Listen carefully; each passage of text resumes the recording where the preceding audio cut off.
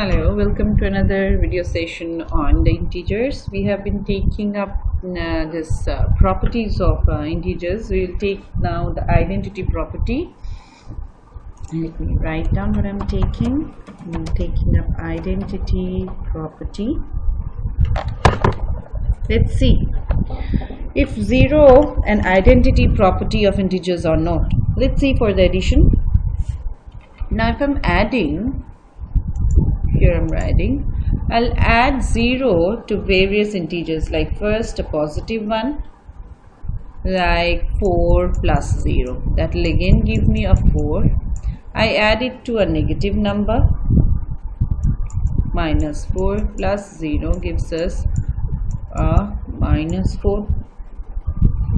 If I add a minus 12, my answer will also be a minus 12 again. So what we see is if any integer a, b, c or whatever is added to 0, like the answer will remain a or b, whatever you have taken. So 0 is the additive identity of integer. So the property says a with 0 is equal to what? 0 plus a is equal to a again. So 0 is the additive identity for integers. So we derive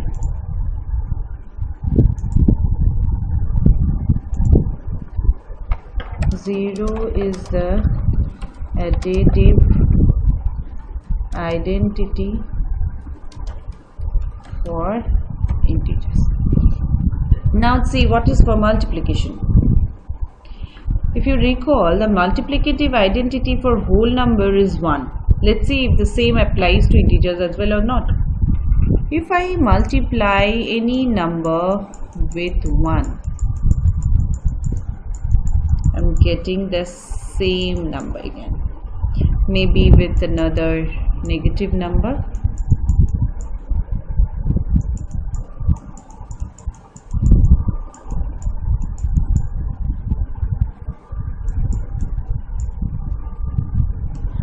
So we now see if 1 is multiplied to any integer a. I'm assuming it to be a again here.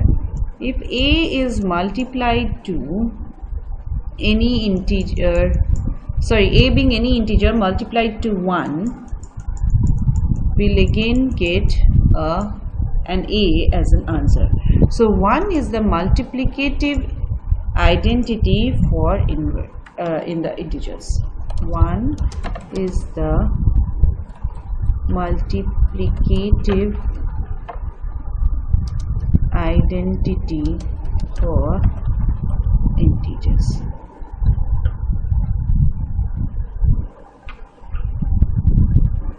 We now move on to the next one in the other page. Now let's see if the same applies to subtraction and division as well as not. Like in we said the additive identity for the integer becomes 0. Let's see if it is the same for subtraction as well or not. That means we will see if a minus 0 equals 0 minus a is equal to a, this is equal to a or not. See, let's take any example. 5 minus 0 to 0 minus 5 will not be equal, because we are saying this 5 minus 0 will give us 5 and 0 minus 5 will be minus 5. So 0 is not the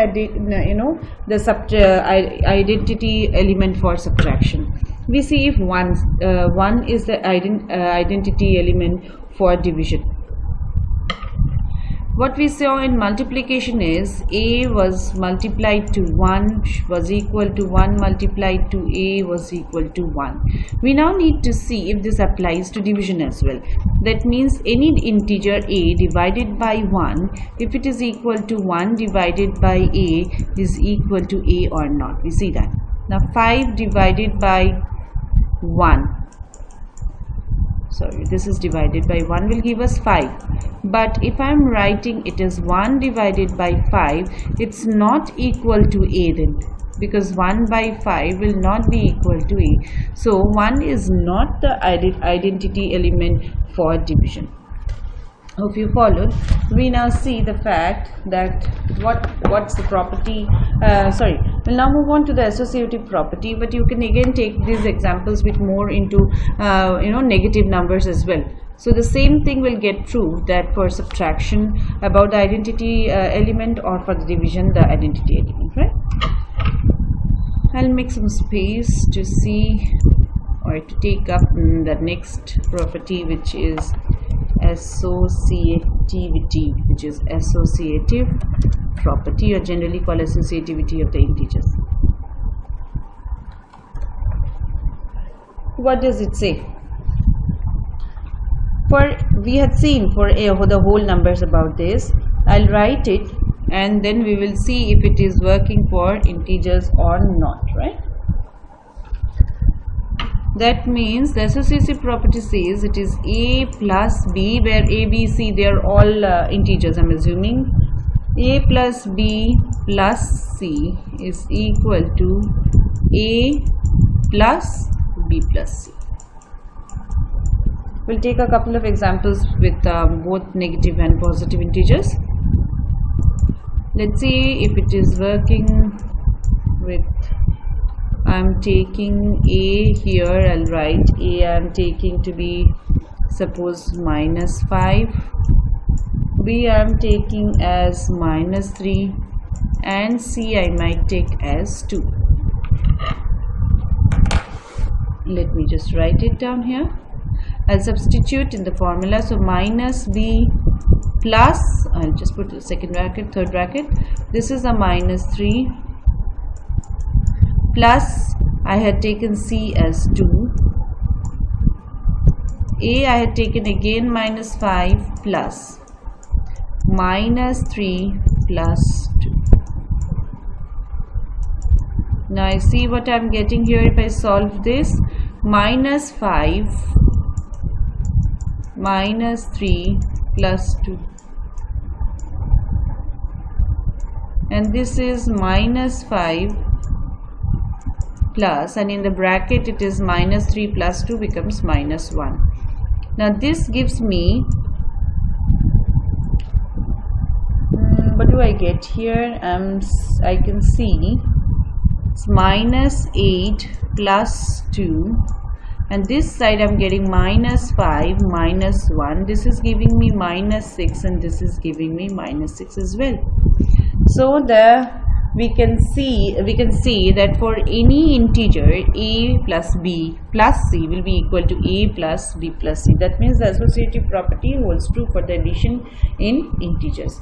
You can do this, you can prove it to yourself by again taking the same the formula or same equation by substituting maybe all three a, b, c to be negative integer, or just combining with 2 positive 1 negative, wherein I have taken 2 negative with 1 positive number.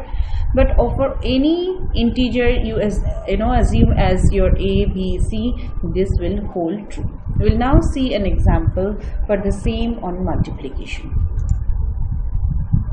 I write the property here for multiplication. So it will be a multiplied to b multiplied to c will be a multiplied to b multiplied to c, if this is holding good or not.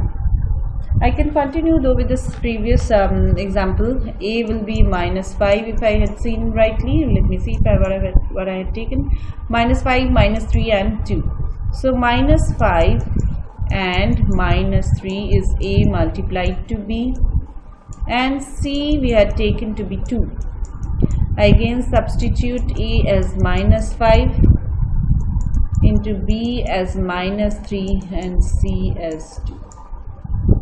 In this bracket, it's minus 5 into minus 3 makes it plus 15 with a 2 there. Here I'm getting minus 5 as it is, and this becomes minus 3 into 2, this is minus 6. 15 into 2 is 30, and minus 5 into minus 6 is also 30. We can see for any integer a, b, c, this will also hold good. So associative property holds good for both addition as well as multiplication. Hope you we followed it. Now we will next move on to the distributive property. What does that mean? Distributive property of addition over multiplication over addition. Let me just write down right here. Distributive property. I'll just write down what does the property mean. The property means for all integers the multiplication distributes over addition. So how do we write it? We will write it as A multiplied to B plus C is equal to A multiplied to B plus A multiplied to C. We'll prove this using applying some examples. You can do so by yourself as well. This is multiplication is distributing over addition. Let again take the same example which I had taken. Minus 5 with here minus 3 plus 2. So A was minus 5 multiplied to minus 3. Let's put it in a bracket, plus A multiplied to 2. Now in the bracket it is minus 3 plus 2. Minus 3 plus 2 gives me minus 1.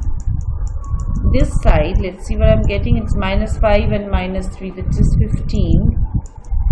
This is plus minus 5 into 2 is minus 10.